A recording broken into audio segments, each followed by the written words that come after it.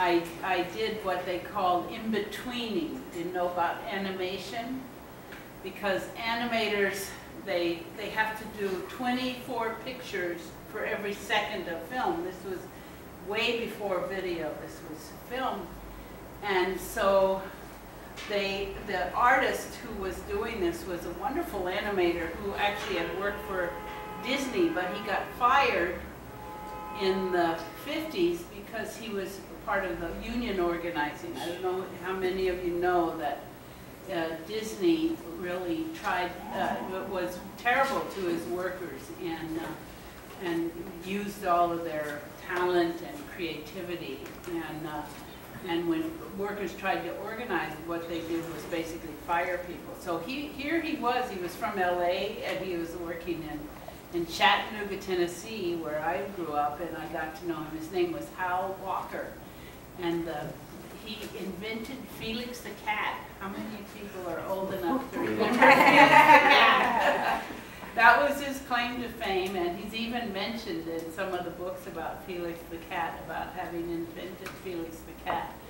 So, I mean, it's interesting to think of all the changes in technology, and that I was able to work with this guy who really, he was one of the people who took, that was before Disney, he actually took what was cartoons, or, you know, comic strips, and animated them in the early days of the media.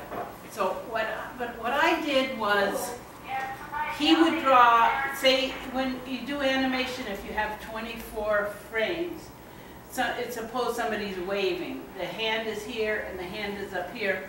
The artist would do this hand and this hand, and I would have to do all the ones in between. And that was called in-betweening. And that's what I did. I did in-betweening. And I'd have to make, maybe it was less than a whole second, maybe 10 frames of in-between. So, but that was the last time I worked for any commercial entity, because I realized that when you work for a commercial entity, what are you doing? You're basically doing in-betweening. You're not expressing yourself, you're not doing your own media, you're not working for the betterment of anything, you're just following a kind of rote pattern. And I said, I don't want to work in commercial media. So so I came to New York, and I taught at Henry Street Settlement. How many of you know about Henry Street Settlement down on the Lower East Side? And I taught filmmaking. I started a filmmaking class. This was in 1964, 65. And we taught children how to make films, and we had film screenings out on the street, which is, I guess, the equivalent of public access now. But we had, like, we would put a sheet up. There's a big church. I don't know if you know the St. Augustine's Church is down there. There was a priest there who had written a book called Light the Dark Streets. And he was trying to stop some of the gang warfare, some of the violence that was going on. And his way of combating that was to have events out in the streets, in the neighborhoods, and lights. He felt that there should be more lights on the street so that people felt safe on the streets. And so he loved the fact that we were showing films on the street, because that brought people out on the street. So that was my initial public access in terms of getting media out into different communities. So, and then in 1981, I worked with a group of people, and we started this program called Paper Tiger Television. And the idea was to try to design something for public access that was easy to do, that wasn't complicated, and would have like would utilize what resources a public access producer has. In those days, and Harold was also already making his wonderful programs and interviews, we didn't have M&N. We had a studio on 23rd Street, down the road a bit, where we had to pay, and we had to pay $35 for every color camera for an hour, and $16 for black and white.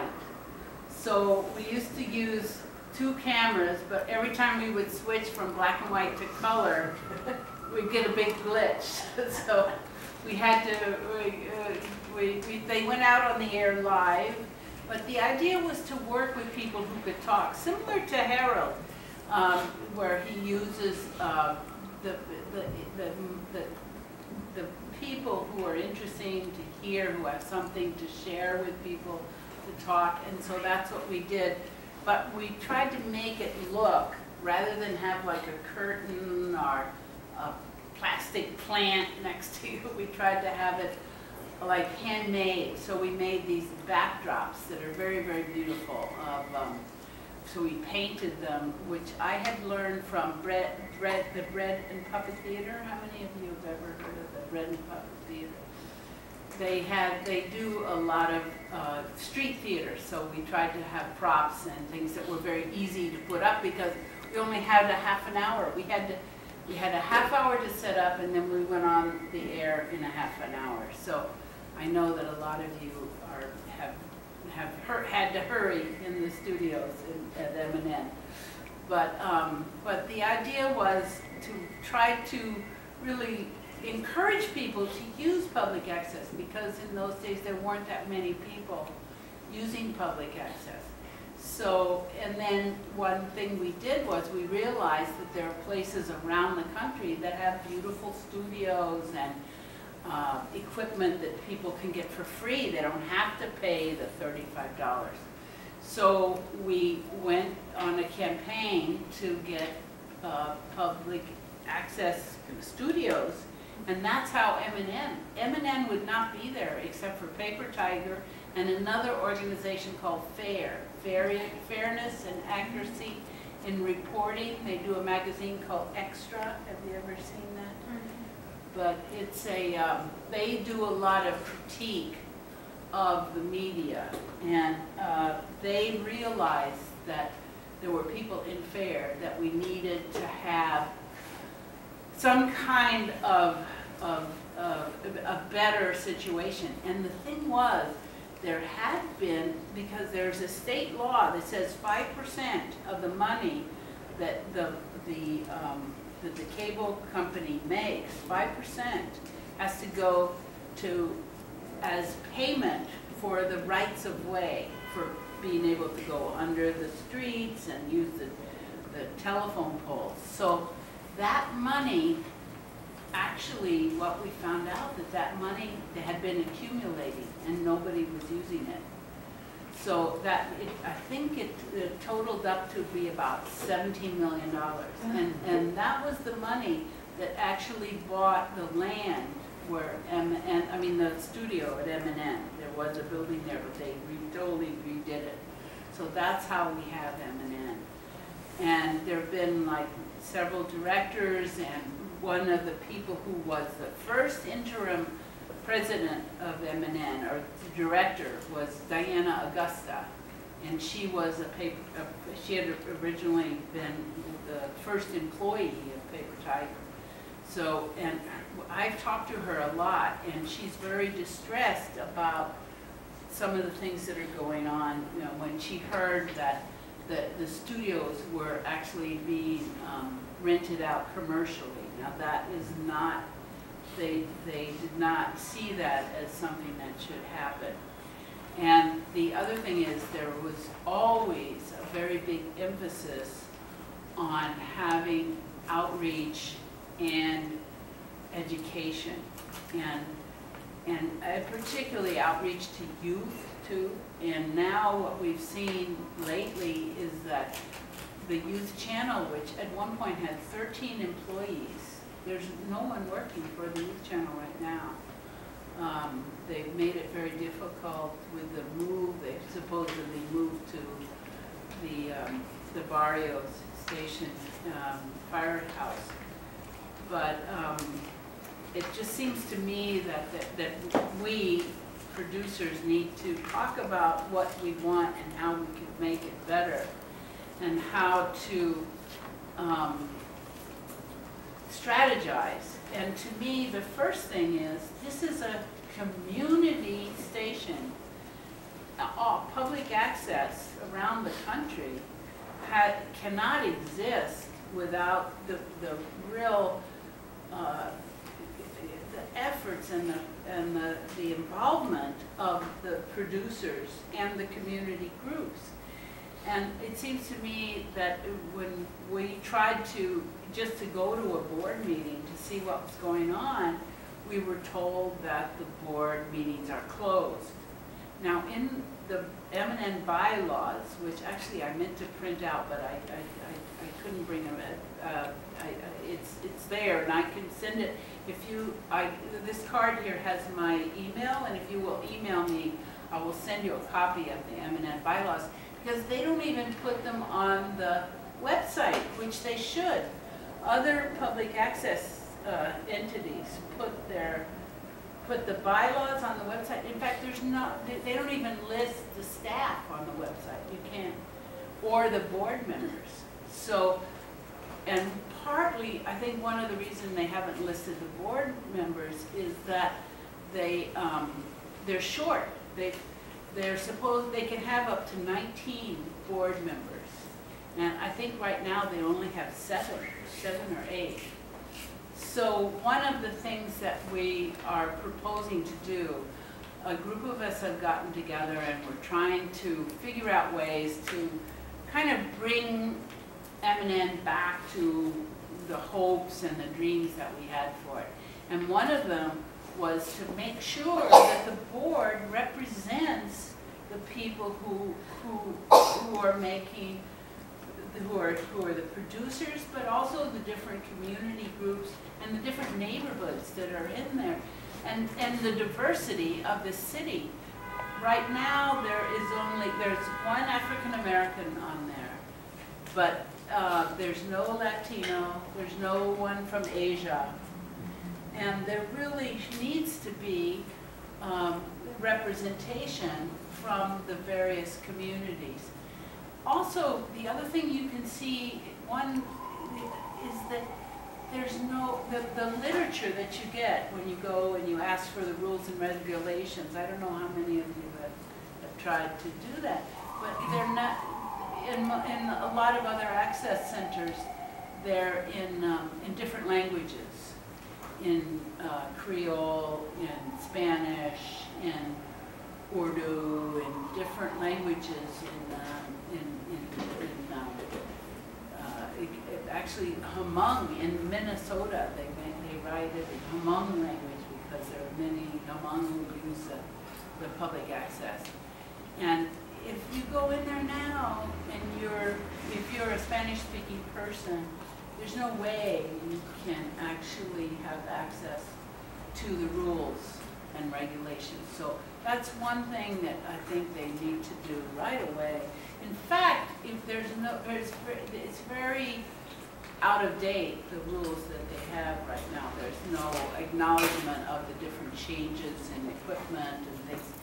And it just seems like they don't, there's not that much attention paid to trying to involve people and to make this kind of information available. So we need to ensure that they do that, because that's going to make public access a much better, more community organized, a community addressed place. It really needs to.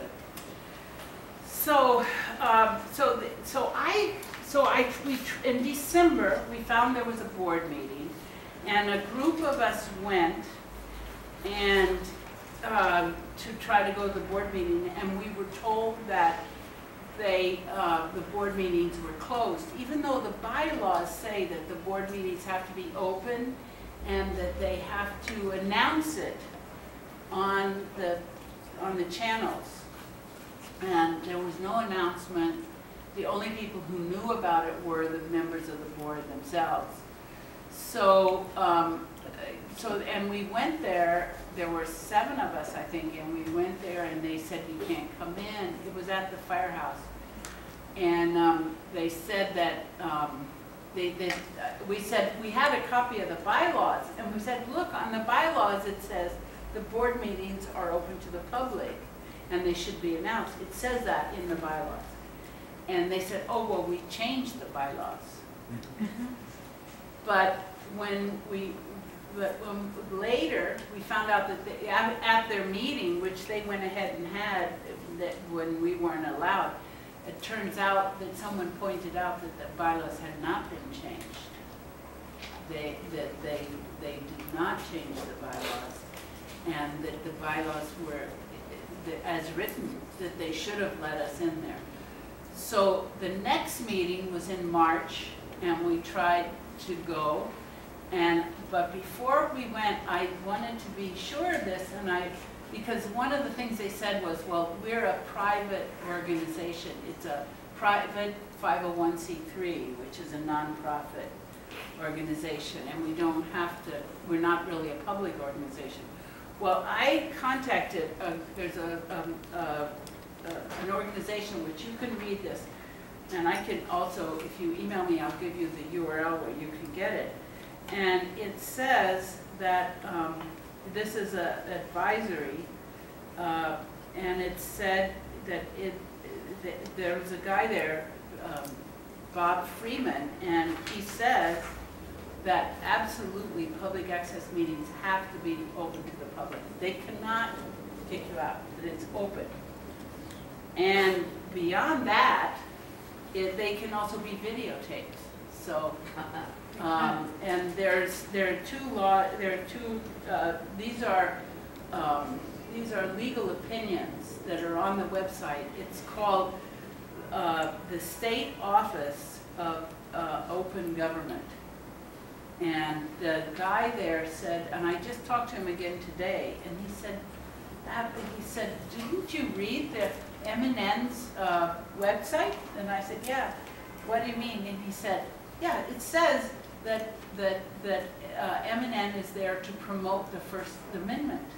And he said, this is the First Amendment. The board meetings have to be open, and they have to be able to be videotaped. So I videotaped, I tried to videotape, and they canceled the meeting. And it's if you go to YouTube, I had the camera running, and the chair of the board says, are you running that video? And I said, yes, I am.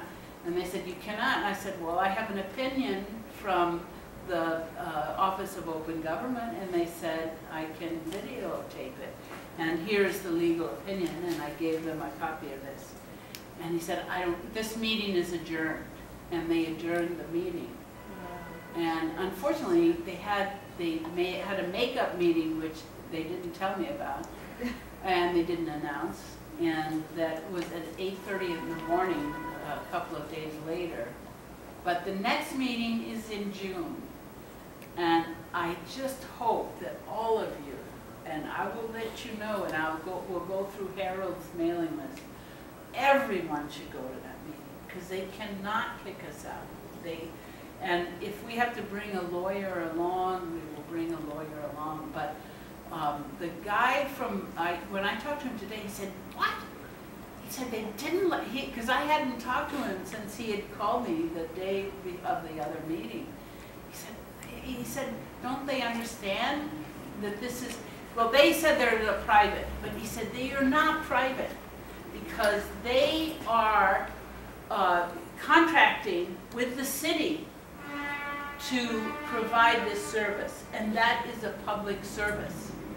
And it says in their contract, and that is what public access does. And they said they cannot keep you, that all public entities like that have to have open board meetings. So I hope you please go. It's very important that a lot of people show up, and tell all the other producers, because In fact, I hope we can make some posters and post it up at the center and up at the firehouse too. But that'll be interesting to see if they take down the posters. But anyway, I'm mostly here to hear what you all have to say and what your ideas are for making M&N a more open and accessible space, and what some of the problems that you've seen there. And I can pass this around if people want to take a look at these papers. One is for the video and one is for the one other thing is Harold asked me to give a kind of synopsis of it. Yeah. I just have one, so you can pass it around. If he has a Xerox, he could make some more copies. I didn't get to a Xerox place. But Harold asked me to give a kind of update on what's going on with public access in general. Have any of you ever been to the Alliance for Community Media meetings? They're the national organization that services public access around the country. What's the name of it? Alliance for Community Media, ACM. But it's at a kind of, it's at a low point right now because they're not, there's a person who's the director who is trying to basically commercialize it. She thinks that ACM needs to get grants from AT&T and Time Warner and stuff. And so people are saying, like, wait a minute, we don't think we need that. But I did talk with a wonderful guy who runs public access in Salem, Oregon, Alan Bouchon, and he for many years was on the board of the Alliance for Community Media. And I have a bunch of notes here about what he said. He said because I've asked him, is public access dying? People have said, oh, it's going away. Now with YouTube, we don't need it. What's the point? And he said, first of all of that new technology means we need more public access, not less. Because people need to be trained in how to use them. And a lot of people don't have access to computers. A lot of people don't have access to Final Cut 7 or 10 or whatever they're going to put on there. A lot of people can't afford the kind of cameras. So that we need, in order to really participate in this so-called new YouTube world, we need access more than ever.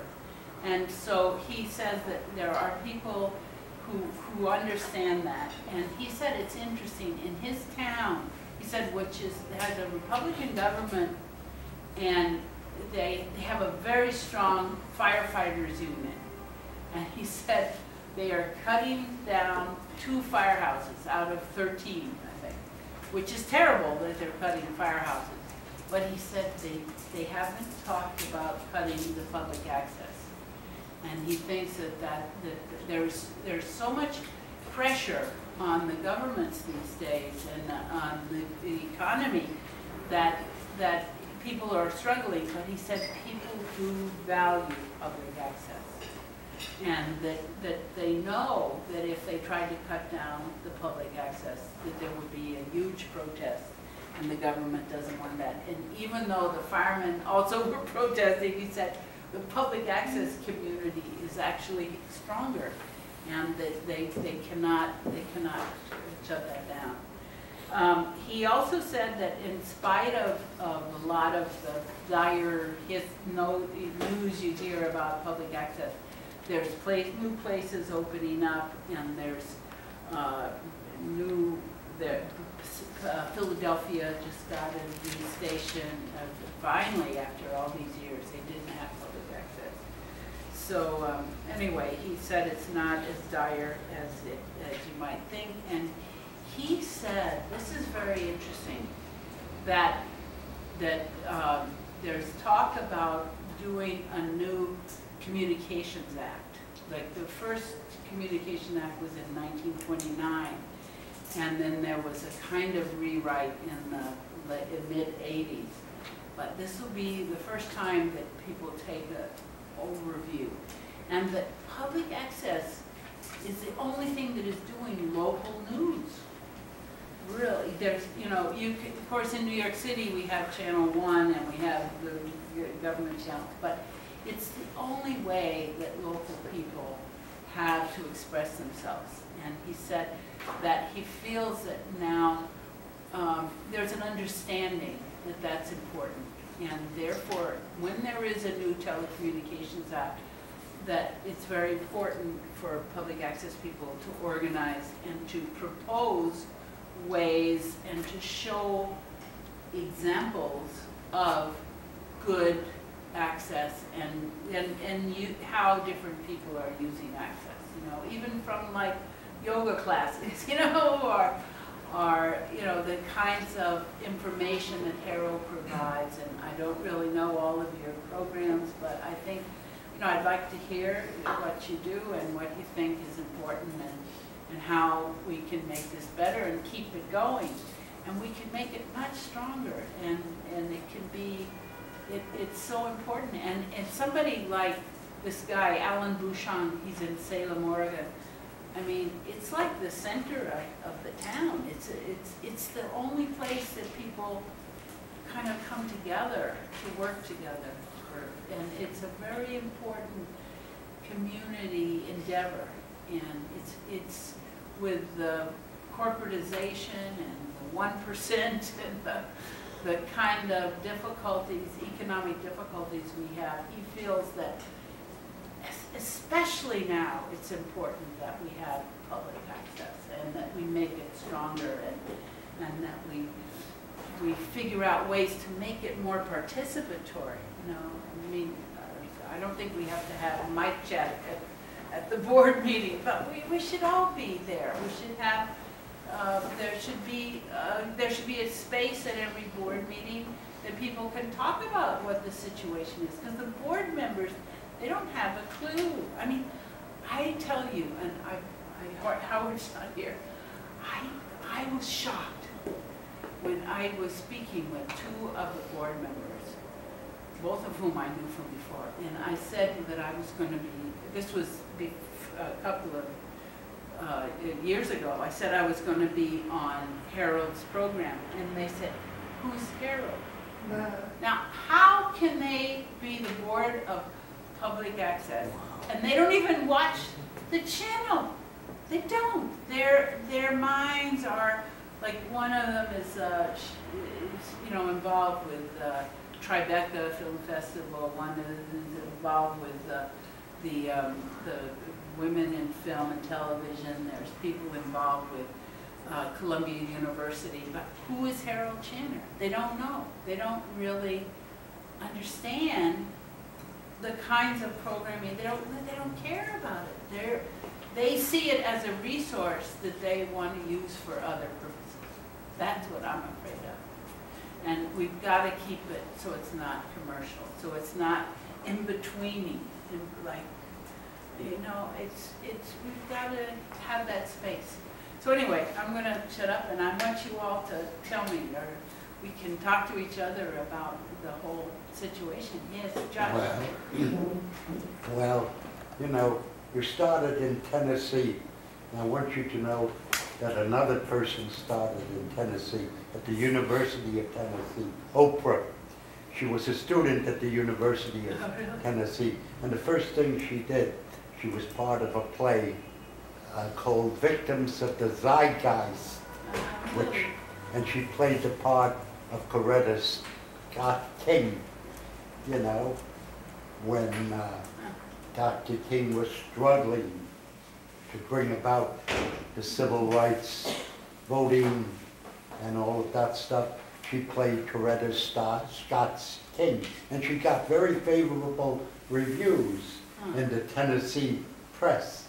But she went another way, and the way you went was not only the way you should go, but it's the democratic way of giving people a voice. Well, Oprah's made her contributions too, though. And you deserve a lot of praise, along with fairness and accuracy, you know, in reporting and so on. And I still listen to Janine Yeah, Jackson exactly. and Steve Randall and so on. I love that program. And it's a shame what's happening down there on 59th Street, because just the other day, another producer said to me, you know, these people, they were shooting a program this weekend, and this producer said to me, I think it's wrong.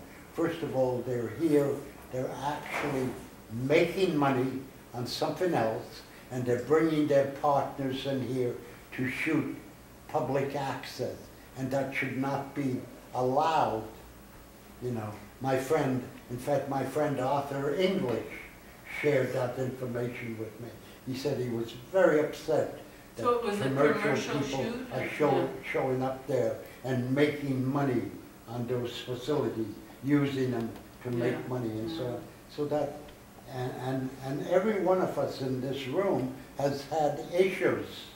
You know, there are people sitting around here who have issues, and people who have really, there are people sitting in this room who have been offended by the people who are running the show down there and bypass.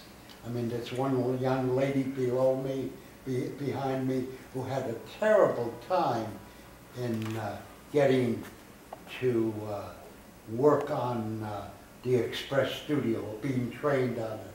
Yeah. And also, they took their sweet time in signing her up for the Final Cut Pro 7 class. And I was I very, wonder very, how those classes, because actually when you look at their webpage, the one thing they do have is they list all these different classes. How many people have taken some of those classes? Oh, just you, no one else? No, right here. You took it, Yeah. yeah.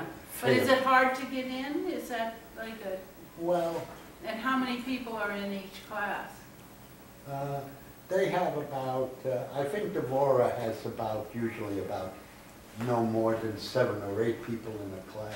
If you won't film me on this one, don't film me on this one. Yeah. But it took me 9 months to get into the open studio track, when it took most people 1 month, the worst 3 months. And I was having conversations with the executive and the other person every month about trying to get in. And and when I went to the class, believe it or not, there's only one other student and me. Wow. And there have been a number of classes where there was only one student. And I even had trouble with that class because when I finally got that class after 9 months, it happened to be that first class, I needed to miss some of it. And so I was turned to, oh, if you miss some of this, you can't come back. I said, well, the part that you're covering, I actually know that information from the Express Studio, so I'm not missing anything. And the woman who's in the class with me said, I don't care if you miss it, because she had to walk out a little bit too. There's sort of just some unfairness going on and some questionable things. Well, I mean, one of the things that really upsets me is the fact that people are afraid to say that. And that has happened to this group, actually, that there are people who had to drop out of the group because of actual threats. That, oh, if you do that, I'm going to talk to your boss and you're going to lose your job. So there's a kind of atmosphere of retribution that is not healthy at all. And there should be some forum so that people can complain or have, some sort of way of addressing problems that they don't feel that they're getting attacked for. So, I mean, if anybody doesn't want to be on camera, please, because of that, I think I can understand. So, is it? What about the access to the equipment? Because the other thing I've heard is that sometimes the better equipment is reserved for certain people. Has anybody had problems checking out equipment? I have a lot of problems with a lot of equipment. Yeah. I checked out a wireless mic the other day that shorts in them and just wonder what's going on sometimes. Yeah. So who's supervising these people? Is it the state of New York organization or city of New York? Or? No, it's a nonprofit corporation, and Dan Coughlin is the director, and there's a director of production, which is Tyrone, and I think he's not even there lately. He had a disability. He broke both of his knees, and Are they under contract with the city? oh, the way public access works is that the cable companies have to agree to give the city a certain amount of funding, and then a portion of that goes to the public access. Okay, but who in the city is making these decisions? Is that what the person to go to? Well, it's in each borough. There is some affiliation with the borough president's office. So Scott Stringer is the politician who is more involved with public access than say the mayor in terms of. But there is a franchise office. I think there used to be a franchise office, and I don't know who is there. But if I think if you have a very specific question, you can go to Scott Stringer's office. And actually, at this time, he's rather vulnerable because he's trying to run for mayor against Christine Quinn. So he might listen to you more than he might otherwise. So I don't know. If these people are then spending city money for themselves, this is how it looks like. I think. Well, it's a question. I mean, I was actually one of the people. I think Dan has wonderful qualities. He was the director, and I think he really managed to get a really good franchise agreement. A lot of people were worried that there wouldn't be any franchise agreement because Time Warner has this way of just kind of putting off, because unfortunately New York State has the way it stands in New York State is if the cable company doesn't sign the franchise, then the old franchise stays in existence as the way it goes. And a lot other states actually have different laws, so that if a franchise isn't adhered to, or isn't renewed, then people can take back the cable. And in New York State, you can't. There are some public cable entities. Humboldt County, which I don't know if any of you are from California. It's a special county, so I put it. But they have their own public access. They own the channel, and in fact, there's a guy, Sean McLaughlin, is somebody who's been on the board of the Alliance for Community Media, and who's really visionary, wonderful man. And he has really taken very seriously telecommunications in Humboldt County. And they have their own cell service. It can hook into other cell services, but when you buy your cell phone or get your contract, you make your contract with them. And apparently they have the cheapest cell service in the United States because it's a non-profit cell service. So What's his name again? Sean McLaughlin, and it's Humboldt County Telecommunications Office, I think, or something. But they are saying, see, that's the thing, they are looking at the whole field of communication, not just cable. They're looking at the cell service, the internet. And so people get their internet in Humboldt County through the county. It's a public utility, just like we have Con Edison, but it could be a public. There are some places still that have public electricity and stuff. I want you to know, there are some really exceptionally good people. on 59th Street, just wonderful Oh, yeah. people like Forrest, like Ruth, the librarian. Annie's a good person, you know, who Stephanie, lends oh, I out. know there's Yes, wonderful But I want to ask people. you a question. And What happened? Jeanette and, What happened at DCTV? Originally, it was free. Now, it's in a situation where it's getting You a mean to lot of take a money class, from or- Mayor Bloomberg and the Lower Manhattan Cultural Council. Development Fund, and the courses are expensive. What happened to the Downtown Community Television Center? Well, you know, I haven't talked to John Albert about that lately, but I know that they've always had a two-tiered system. They've had some things for free, but then they had other more advanced classes and more advanced facilities that they would charge for. So I don't know what the situation is now. I haven't really checked with John, but they did have a contract with M&N, and that was canceled.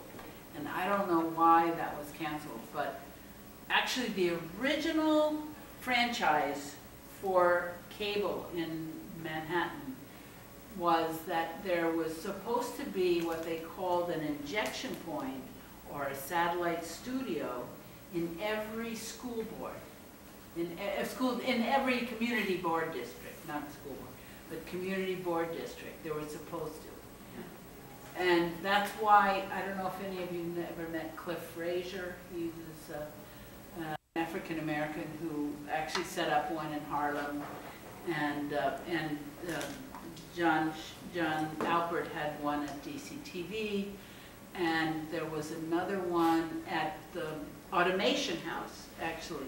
It was supposed to be for Hunter College and for union people, because Automation House was funded through the Transit Workers Union. So that was the idea. There, you know, a lot of these things, you know, there are some good ideas, and then sort of people forget about it.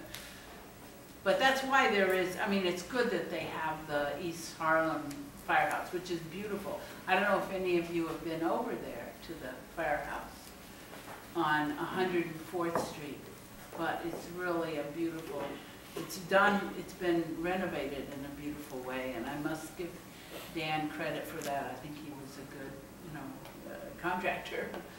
But the question is whether it's really open to the public, and that's the problem, is that when you go there, it's sort of like a fortress. There's 2 or 3 security guards, and you have to have your name on a list if you want to get in. So, but if we all show up there for, that's where they have the board meetings for M&N. So if you can come to the board meeting in June, it'll be sometime in June. Usually it's about midway, so it'll be about around June 15th.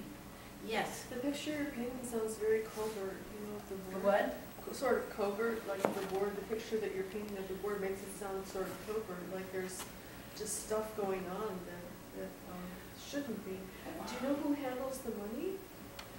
Well, there is a financial person, and it's listed there, I forget the name, but there are 4 sort of top staff. There's Tyrone, who's unfortunately not around because he was injured, but Zenaida and the financial person and Dan. And then there's all the other staff who are the teachers or the technical people. But I wouldn't say, see, I think these are, you know, the people who are on the board are well-meaning people, but I think they have different interests. They don't have really a background in public access. They're more coming from the Hollywood or the PBS kind of mentality. They're not, and there's a whole kind of culture and community of public access that, and nonprofit kind of, you know, it's beyond philanthropy, it's more like service, really, that I think is missing. And that's why if we can get some more people on the board, So that's why it'd be really good if you have some suggestions for people who could be board members. That would be really important to get. Snyder is in external affairs, right? Is what? Isn't she working with the external affairs as officer? External Affairs. She is supposed to be the outreach or community liaison, right? Now, what I was told by one of the board members is that she was actually hired, she's very active with the Democratic Party, and she was actually hired to be a liaison to try to get the franchise passed. And that there was an understanding that that would be a kind of temporary job once the franchise passed. But I think she likes it there, and she seems involved, and she's now set up as a community liaison, but I don't know really what her experience or if that's really her strength, you know. But I mean, I hope that, I mean, I think that I was just there the other day. One of the things I noticed was that there wasn't enough facilitation in the studios. I think the studios particularly, they change the machines, they have different things. There should be a staff person. There's only 2 control rooms, and they have enough, there is staff there. I don't know what they're doing, but there should be one when someone is shooting a show, this is one thing I would really recommend. And I think one thing we could come up with is a list of recommendations, you know. But I think that one recommendation would be that each studio have a staff person who can function to facilitate the use. Not that they would come and tell you when to cut to this picture or that picture, but to make sure that the machines are working right, and that when you want to change from a flash drive to stills to DVD, that would happen. And I think that, I mean, other public access stations that make a lot less than M&N, I mean, we're talking like budgets of 1/100th of what M&N makes, has that, and has people in the studios who help make sure that the programs are good. But I think that part of the mentality is getting to be like, well, you just give us the idea and we'll make the show for you. And I think there's a plan to hire quote-unquote professionals, and to do, actually, there was a quote from Dan and Norris Chumley, who's chair of the board of directors, that what they want to do is make a C-SPAN, but to cover the elections and to cover events in New York City. But we have Channel 1. The Mayor Bloomberg had 3 channels. They gave one away to off-track betting, and they have 2 others. So what, you know, what the other, why do they need to have a C-SPAN?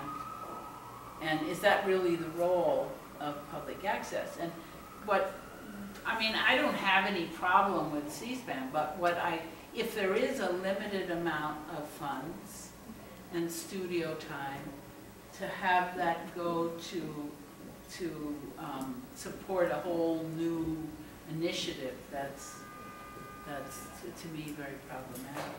So, what do you think? New to this. Yeah. But a friend of mine is starting a company of virtually live streaming theater. It's groundbreaking on the planet. She's here in New York. And she and the people that are creating this business approached Emily and wanted to make some kind of offer and suggestion to them to go live stream, but the board wouldn't pass it at that time. But now they see that it's the wise thing to do, and they passed it for live stream. But she felt that was odd that the board didn't go along with it because it was such a cutting edge. So that would be like a program once a week or something? I don't know the technicalities. board, the point is that the board didn't go for it. and But she it's was usually, just- the board doesn't really go into things like what programs to be on. I mean, that's, the basics of public access is what they call first come, first serve, which means that you come with an idea, and it's all just by how, you know, if you came there first, you get the slot, or you know, there's no discrimination, there's no hierarchy. That's the basis. Yes. First of all, it's an honor to meet you. I've been in Woodstock Public Access these last few months, Oh, and right. I've heard wonderful things about you. And Woodstock Public Access publicized our special appearance in court on a pot bust, which was Right. enormously helpful.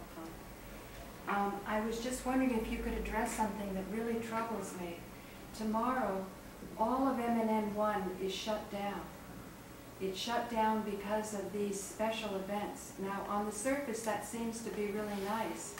But on the other hand, it's shutting down a channel that people worked hard to build up an audience for. And even when I asked if I could participate in this, nobody called me back. And I'm very concerned that in the future, who makes the decision to just shut down an entire channel? It's like robbing us of our creativity, of the audience that we built up.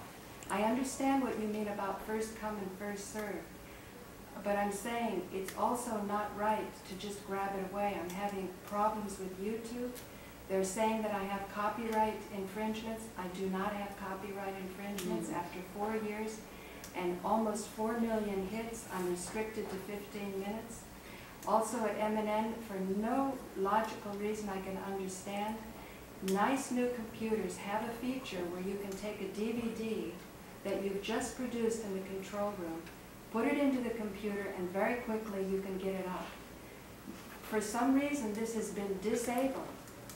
That means you have to take the DVD, transfer it onto a DV cam, tape, then put it back in real time. So to take 2 hours out of your time, when it would take nothing but just the willingness to cooperate with trying to give us tools so that we can compete in a world where you've got all the flashy, editing and sound bites.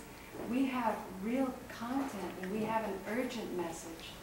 And like I say, Woodstock Public Access, I was shocked when I found out they had a budget of $5,000 a year.